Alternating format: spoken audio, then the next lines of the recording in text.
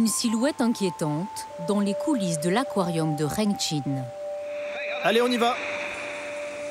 Chaque matin, Meng, le plongeur, embarque sur son canot pneumatique pour rassasier Prince de Jade, Dragon, Flèche Blanche et Le Magnifique, les 4 requins-baleines, la plus grande espèce de poisson existante au monde. Viens manger! Allez, viens manger!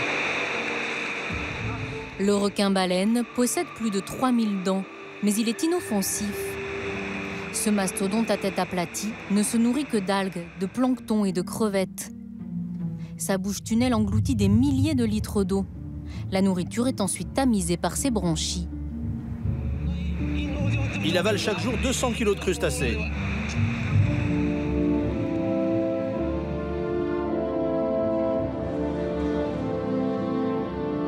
Capturé au large de l'île de Hainan, au sud de la Chine, Prince de Jade et ses congénères à l'allure préhistorique sont encore des bébés requins. Attention, il pourrait faire chavirer le canot. Mais ils pourront bientôt atteindre 20 mètres de longueur et vivre en théorie jusqu'à l'âge respectable de 150 ans.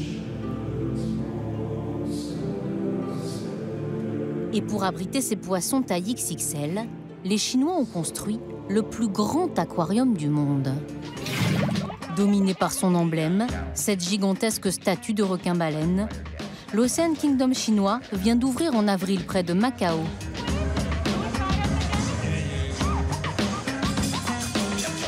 Niché au cœur d'un parc d'attractions, cet aquarium de la démesure a coûté près de 5 milliards d'euros.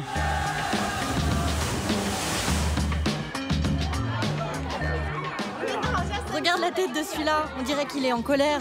Il aime bien rester collé à la vitre. On l'appelle le poisson poubelle. Le poisson poubelle! Dans ces dizaines de piscines d'eau salée, une myriade de 55 000 poissons multicolores, 1000 espèces différentes. Une révolution culturelle dans un pays où certains consomment encore ces poissons dans les assiettes. En Chine, un aileron de requin-baleine se vend ainsi près de 20 000 euros. Et dans certains restaurants chics, la soupe d'aileron de requin est un mets de luxe. Ici, les Chinois ne les dégustent pas, mais ils apprennent à les admirer. Derrière cette gigantesque vitre de 40 mètres sur 10. Je pensais que c'était le vrai océan et qu'ils avaient mis une vitrine. Regarde papa, ils sont beaux, il y en a 1, 2, 3, 4. Tu préfères lequel? Le plus gros. Biao, Ziyi et leur petite fille Bonheur font partie des 700 millions de Chinois de la nouvelle classe moyenne ciblée par l'aquarium. Ici, le ticket d'entrée coûte 37 €. Regarde l'arrêt! Le forfait pour le week-end a coûté 800 € à la famille, avion et hôtel compris. Un tiers de son revenu mensuel. Regarde là, il y en a encore une. Pour orchestrer ce ballet aquatique, les directeurs du parc ont fait appel à des étrangers expérimentés. Julien, 38 ans, le manager des dauphins, est français. Lorsqu'il est arrivé ici il y a 2 ans avec Effie, sa petite amie hollandaise, l'île n'était qu'un village de pêcheurs dédié à la culture des huîtres. Tout ce qui touche aux mammifères marins, à ce qui est dans l'eau, ils n'avaient absolument aucune expérience.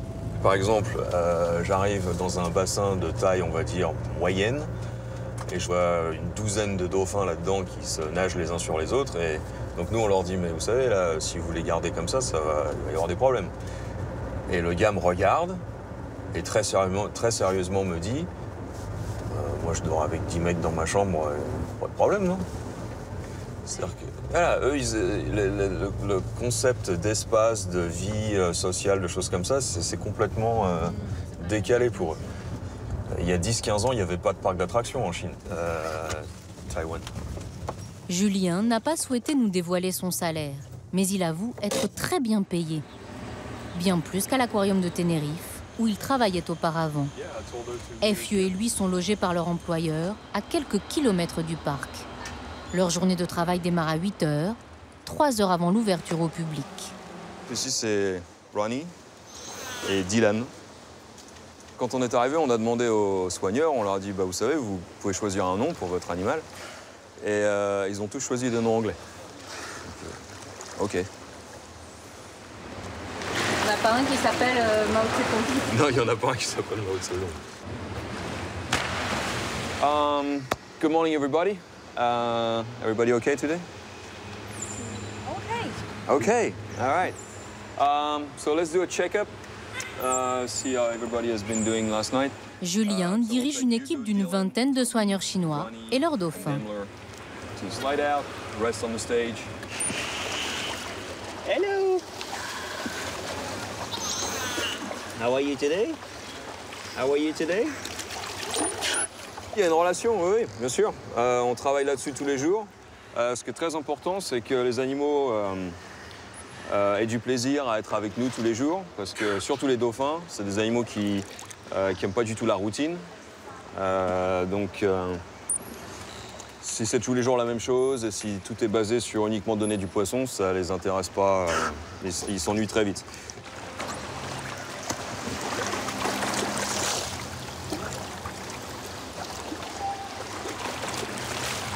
Lui, il veut encore des câlins. Ah bah eux, ils feraient ça toute la journée. Ouais. Fais ça toute la journée, toi, hein?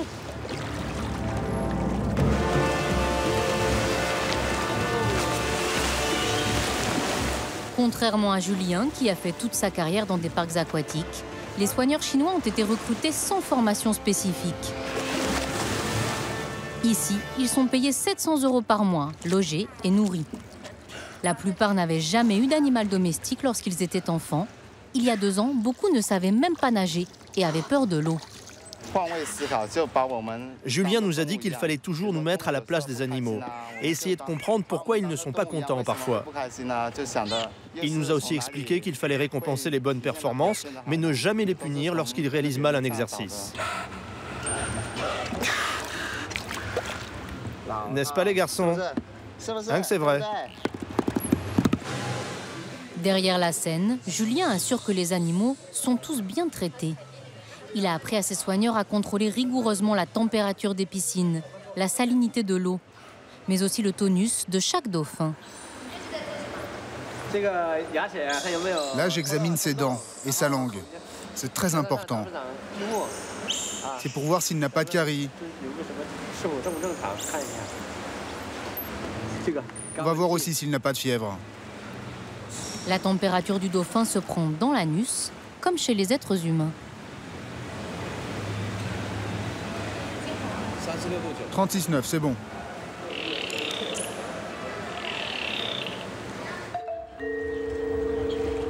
En surface, les pavillons du parc évoquent des récifs, des mangroves, des igloos. Sous ces millions de litres d'eau, s'activent au total 5000 employés, dont des femmes de ménage. Ou plutôt, des hommes grenouilles. Avec des aspirateurs géants, des éponges et des brosses, ils astiquent lustres et époussettent coraux et coquillages. Une flore sous-marine entièrement factice, en plâtre et en résine. En cuisine, l'aquarium sert chaque jour 50 000 repas, près de 500 menus différents. Les ours polaires ont droit à du bœuf bio, importé du Japon, car l'alimentation chinoise est jugée trop polluée. Découpe bien la viande selon le protocole prévu. Ne fais pas de trop gros morceaux. En captivité, les animaux marins sont très fragiles, facilement sujets aux infections. Ils sont donc plutôt dopés. On rajoute dans les légumes des pilules d'éléments nutritifs, comme des vitamines B et E. C'est pour compléter ce que la nourriture n'apporte pas. Et on met de l'huile de poisson aussi. C'est l'heure de la béquée pour Winnie et Missa, les 2 ours blancs de l'aquarium.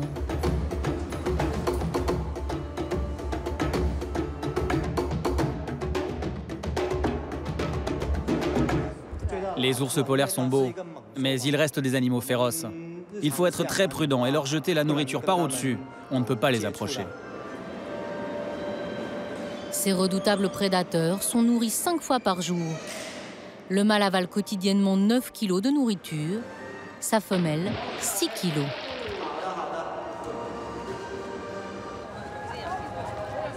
Dans le pavillon de l'Antarctique, juste à côté, il fait moins 7 degrés. Wang s'apprête à distribuer calamars et éperlans importés de Norvège. Les manchots dodus se dandinent, impatients.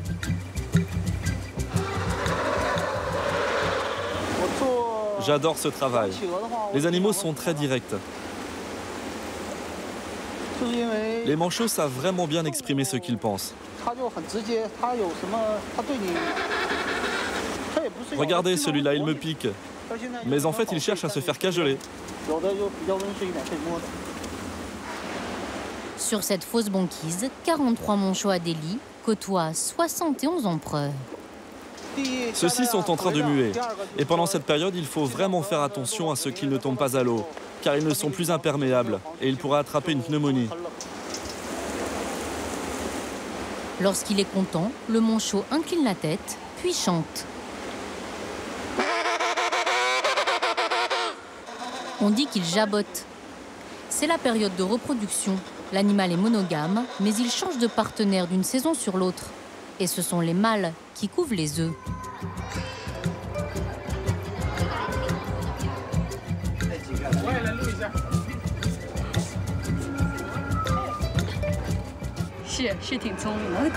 Je les trouve très intelligents et rigolos.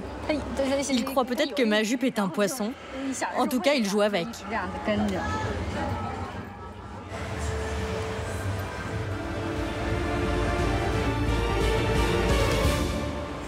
Allez, maintenant tourne sur toi-même. Il faut 2 à 3 ans à un éléphant de mer ou une otarie pour apprendre à réaliser un tour.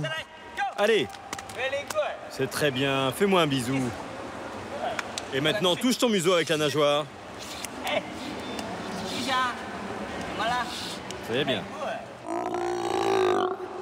Danse un petit peu.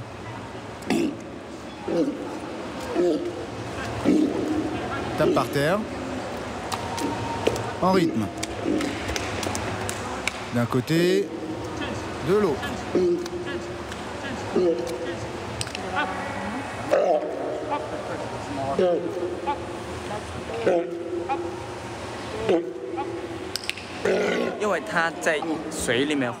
On a découvert par hasard que lorsque Wola était dans sa piscine, il aimait bien souffler des bulles et les poursuivre.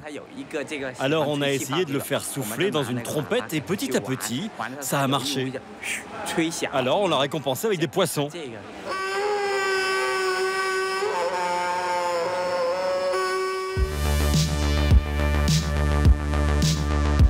Et voici nos 3 vedettes du jour.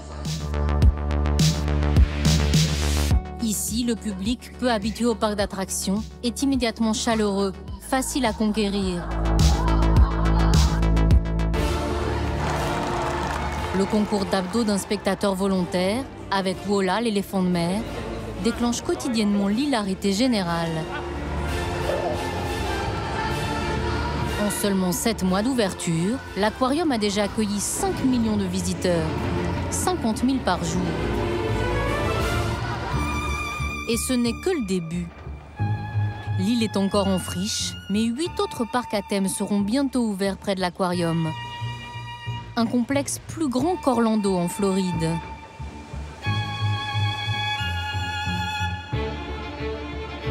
Cet hôtel de 8000 chambres vient aussi d'être inauguré. C'est le plus grand du monde par sa superficie. Un palais des 1001 nuits où toute la décoration clinquante, fontaines, lustres, mobilier, évoque la faune sous-marine. Le patron de l'aquarium est un ancien boucher devenu en quelques années milliardaire grâce au commerce de la viande en gros. Il a racheté presque toute l'île et veut en faire le laboratoire des nouveaux loisirs de la Chine moderne. Les tout derniers arrivants de ce gigantesque théâtre sous-marin, ce sont les belugas. Ces cétacés immaculés ont été capturés dans les mers russes. Ce jour-là, c'est visite médicale pour Tahir, 8 ans. Là, on voit bien les poumons, les reins et le foie. Je lui fais une échographie car j'aimerais bien qu'elle s'accouple avec un mâle, qu'elle ait un bébé. Mais je pense qu'elle est encore sexuellement immature.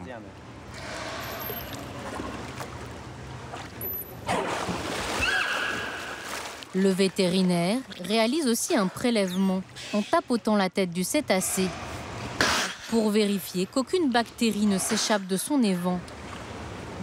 La prise de sang est un peu plus délicate. Attention, ne bougez plus. Car la demoiselle beluga a 15 cm de couche de graisse entre la peau et les os.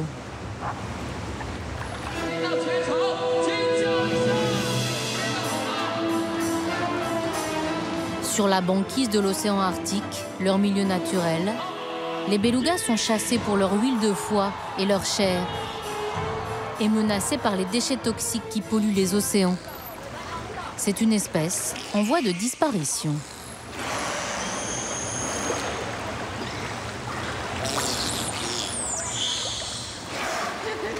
Ici, chaque beluga a son soigneur attitré. Chin surfe sur Tiber, un mâle qui pèse plus d'1 tonne.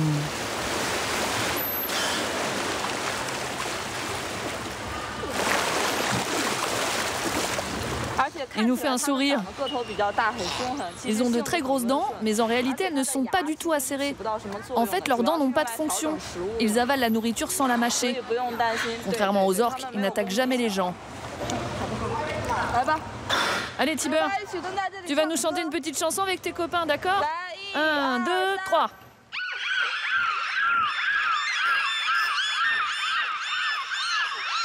Surnommé le canari des mers, le beluga émet 22 vocalises différentes.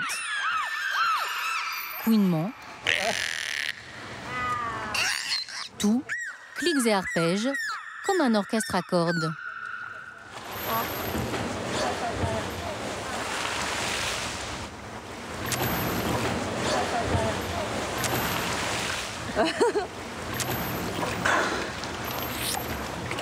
C'est bien.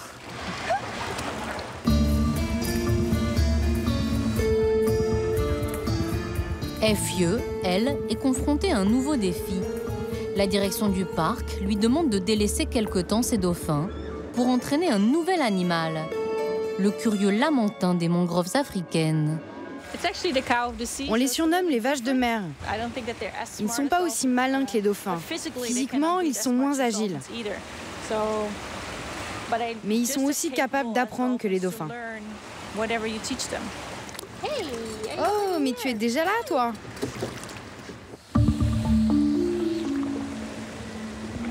Cela fait 4 mois qu'Fieux a démarré l'entraînement de cet animal, myope comme une taupe.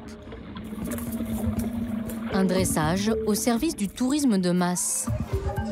La direction du parc voudrait que les lamantins soient mis davantage en valeur. Qu'ils cessent de se cacher dans le fond du bassin pour plutôt poser près du public chinois, friand de photos. On peut apprendre aux lamantins des comportements très simples. Ils peuvent donner des bisous, ils peuvent dire bonjour, au revoir, ils peuvent se retourner pour leur apprendre à rester comme ça collés à la vitre.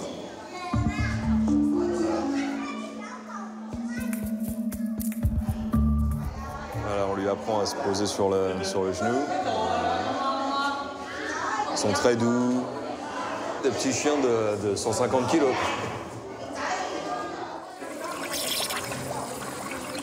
Les légendes racontent que les marins confondaient autrefois les cris du lamantin, ses lamentations, avec les chants amoureux des sirènes. La morphologie de cet animal pâteau est moins évocatrice que celle d'une jeune femme, mais il est avide de caresses.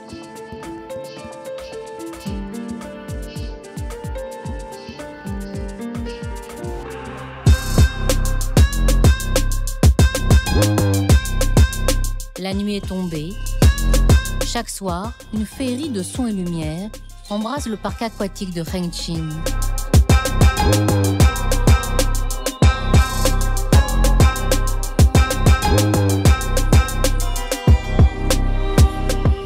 Les lueurs du grand bassin, s'éteignent peu à peu. Il ne reste plus que la veilleuse de nuit qui effectue sa ronde.